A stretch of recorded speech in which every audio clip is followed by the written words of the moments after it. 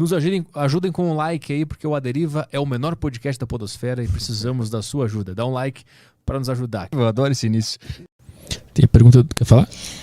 Só falando sobre fé, como eu era muito tempo da igreja também, eu via que era ensinada de uma maneira meio irresponsável, no sentido...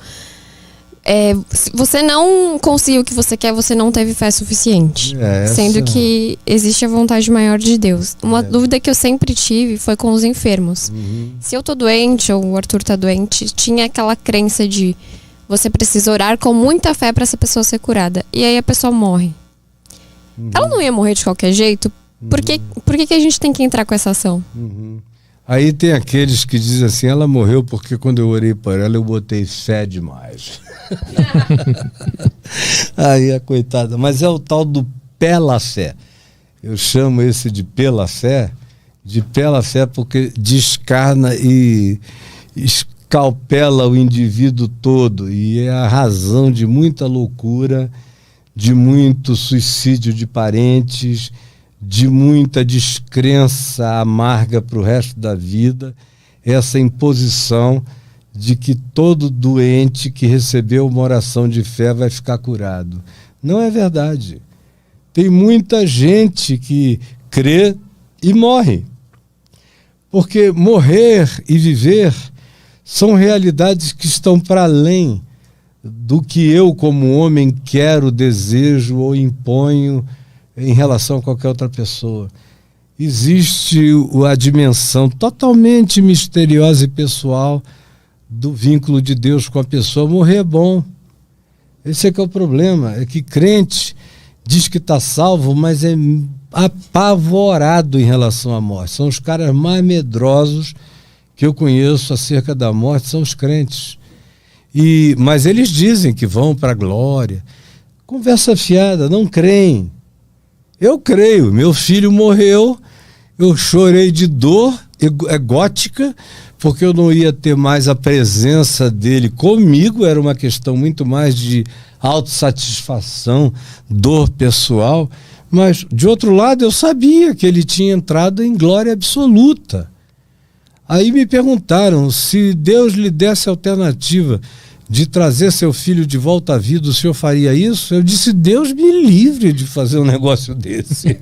Eu vou tirar o cara lá da glória, trazer o bicho para esse negócio aqui. Deus me livre.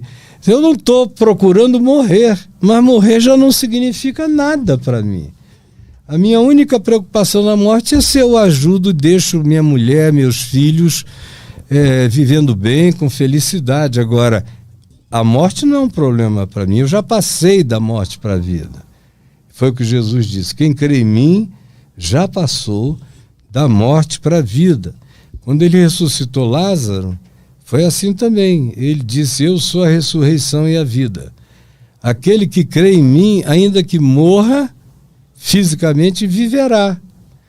E todo aquele que, vivendo, crê em mim, jamais morrerá eternamente. Vai passar direto.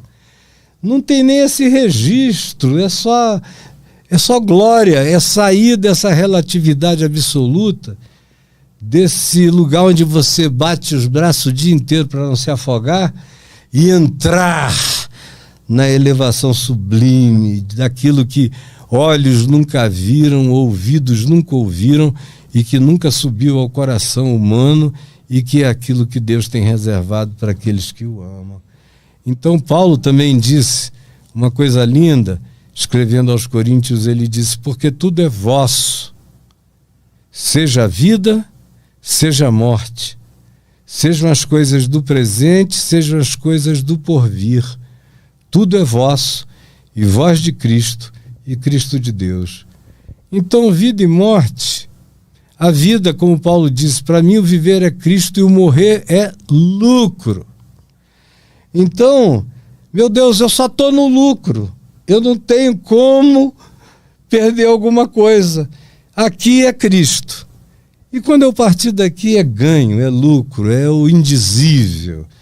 E agora, é difícil as pessoas assumirem isso, porque quanto menos fé e amor há no mundo, mais apego àquilo que é só temporário. As pessoas ficam agarrando a temporalidade como se ela fosse eterna.